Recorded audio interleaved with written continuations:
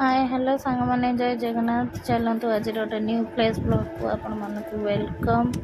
देखु आज आमर आलू कषा ये प्रिपरेशन चली तो आलू कषा आज लंच तो टाइटल दे दीजिए आज लंच बोली।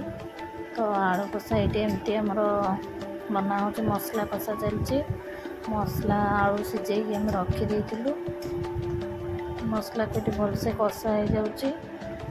टिके ना पानी ऐड कराइला कहीं पूरा मसलाटा कषीला लगे तो से पानी ऐड कर देचु।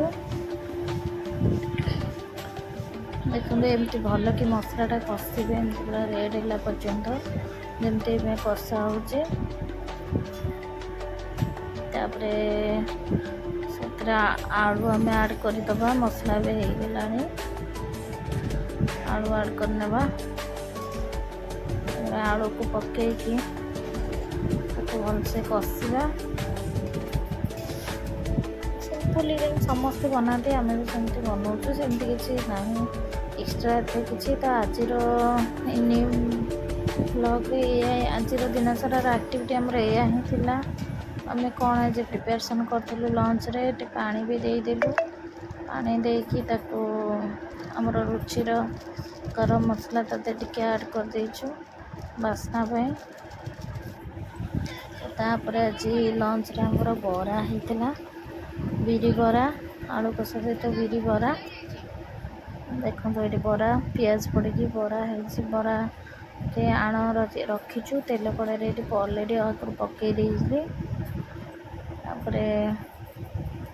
बरा दुटा छाणीदबा छाणिकी आलू कषा बरा आज जेहेतु शनिवार एमती साधा सीधा खाଇବା ହେଇଛି ଆମର କିଛି भी एक्सट्रा सेमती ना ये बरा ये होगला गोटे साइड तेल टिके गरम हो नाला तो पकईदे तो उठापी कड़े लगी जाइए सांग मैंने आज ब्लॉग टी आपण मान सहित मुझे सेयार करुँच आशा कर ब्लॉग टी भी आपण मानक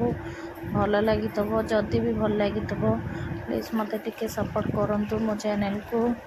आउ जहाँ भी जमती भी मु सेयार करुँच आपण मान सहित आशा करडियो भल लगी तापर बाड़ी बुड़ी दे खावाई भी बस पड़लु समस्ते खाइबार आमर ये सब आइटम होता आज शाग भजा छुई भजा बरा आलू कषा से लंका लुण टे चकटा हो पखाल भात शुखला भात जार खाइले